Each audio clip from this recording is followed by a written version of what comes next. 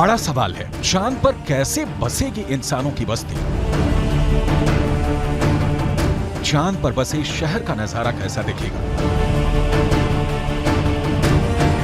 क्या चांद की जमीन पर भी धरती जैसी फसल लहराएगी? क्या चांद की धरती पर खेती मुमकिन है?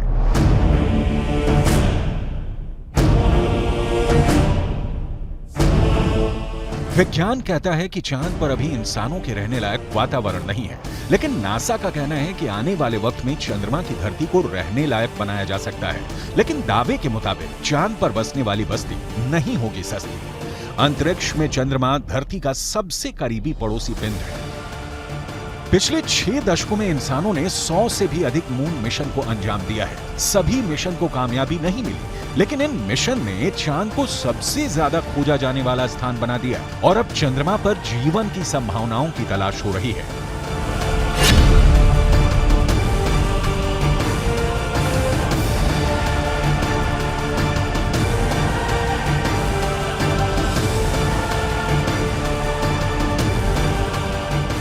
अभी तक चंद्रमा से जुड़ी कई हैरान कर देने वाली जानकारियां सामने आई हैं। दावा किया जाता है कि चंद्रमा की मिट्टी में कई तरह के खनिज हैं। चांद की सतह पर पानी होने के भी सबूत मिल चुके हैं।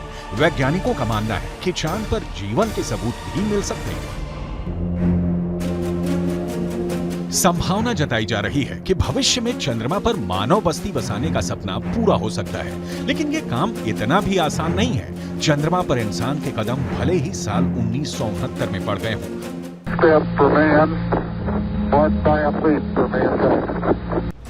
लेकिन कड़वी सच्चाई ये भी है कि 1972 के बाद से किसी भी अंतरिक्ष यात्री ने चांद पर कदम नहीं रखा। जब से इंसान ने चांद पर कदम रखा है, तभी से वहां इंसानी बस्ती बसाने की चर्चा चल रही है। 1972 से अभी तक 51 सालों में कई मून मिशन भेजे गए और उससे जो जानकारी हासिल हुई, उसके बाद से अब चांद पर मानव बस्ती का सपना जल्द आसान हो सकता है, लेकिन ये बहुत अधिक खर्चीला भी हो सकता है। क्योंकि अगर चंद्रमा पर कॉलोनी शुरू करने के लिए धरती से सामान भेजने होंगे तो ये काफी महंगा साबित होगा। एक अनुमान के मुताबिक सिर्फ 100 लोगों के लिए चांद पर जरूरी सामान भेजने के लिए करीब 1.25 लाख करोड़ रुपए का खर्च आएगा। ऐसे में अगर चांद पर इंसान को रहने लायक बस्ती बसानी है तो सबसे पहले रोटी, कपड़ा और मकान जैसी बुनियादी जरूरतों को पूरा करना होगा, जिसमें सांस लेने के लिए हवा, पीने के लिए पानी, पेट भरने के लिए खाना, हवा के दबाव से लैस रहने लायक जगह और रोशनी के लिए बिजली जरूरी होगी। दावा है कि इनमें से ज्यादातर जरूरतों को चांद से ही पूरा किया जा सकता है। चंद्रयान 1 की मदद से चांद पर पानी होने की पुष्टि हो चुकी है। पानी की खोज के बाद इसरो अब चांद पर जमी बर्फ का विश्लेषण करने में जुटा है। चांद की सतह की बनावट को समझने में लगा है। नासा के मुताबिक चांद के दक्षिणी ध्रुव पर बर्फ है। बर्फ के साथ साथ वहां दूसरे प्राकृतिक संसाधन भी हो सकते हैं। साल 1998 में नासा ने मून मिशन के तहत ये बताया था कि दक्षिणी ध्रुव पर हाइड्रोजन है। नासा का दावा है कि अधिक मात्रा में हाइड्रोजन होने की वजह से वहां बर्फ होने की संभावना है। इसके अलावा चांद के दक्षिणी ध्रुव पर बड़े बड़े पहाड़ और कई गड्ढे हैं। ज्यादातर गड्ढे ऐसे हैं जहां अरबों साल से अंधेरा है। अमेरिका के नासा के मुताबिक घुप अंधेरे के बीच यहां बर्फ का जमाव हो सकता है।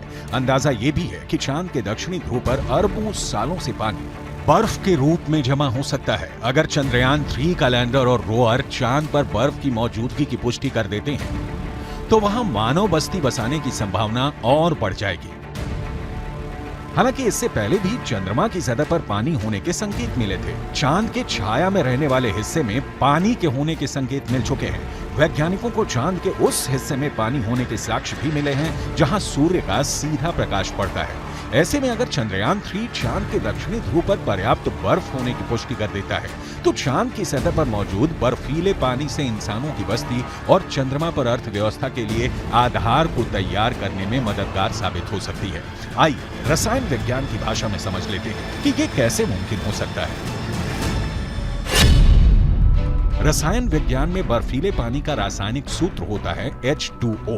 पानी एक एक अणु में हाइड्रोजन और ऑक्सीजन 2:1 के अनुपात में मौजूद होता है, यानी पानी के एक अणु को हाइड्रोजन और ऑक्सीजन में तोड़ा जा सकता है। H2O equals H2 plus O2, यानी पानी की मौजूदगी में चांद पर सांस लेने के लिए ऑक्सीजन बनाना आसान है।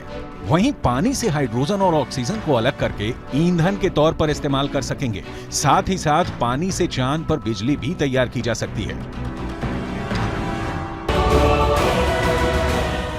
साफ है, चांद पर मौजूद पानी कई समस्याओं का समाधान हो सकता है। पानी के इस्तेमाल से सिंचाई के लिए खेती का काम भी आसान किया जा सकता है, क्योंकि चांद पर इंसानों की बस्ती को लेकर रिसर्च कर रहे वैज्ञानिकों को तब बड़ी कामयाबी मिली थी जब चांद की मिट्टी में पौधे उगाए गए।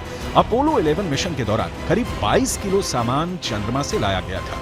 इसमें तकरीबन 50 चांद के चट्टानों के टुकड़े और चांद की मिट्टी शामिल थी। शोधकर्ताओं को इस बात का बिल्कुल भी अंदाजा नहीं था कि चांद की धूल भरी मिट्टी में कुछ उग भी सकता है या नहीं। उन्होंने इसे एक प्रयोग के तौर पर लिया कि अगर अगली पीढ़ी में कोई चांद पर जाता है तो वहां पर कुछ उगा सकता है। जो नतीजे सामने आए उसने वैज्ञानिकों को चौंका दिया। ऐसे में अगर चांद के दक्षिणी ध्रुव पर पर्याप्त मात्रा में पानी नहीं मिलता तो चांद पर बस्ती बसाने का सपना अधर में लटक सकता है। यानी चांद पर सस्ती बस्ती बसाने में चंद्रयान 3 बहुत बड़ा रोल निभाने वाला है, जिसकी शुरुआत चंद्रमा के दक्षिणी ध्रुव पर भारत के धमाकेदार दस्तक के साथ हो चुकी है।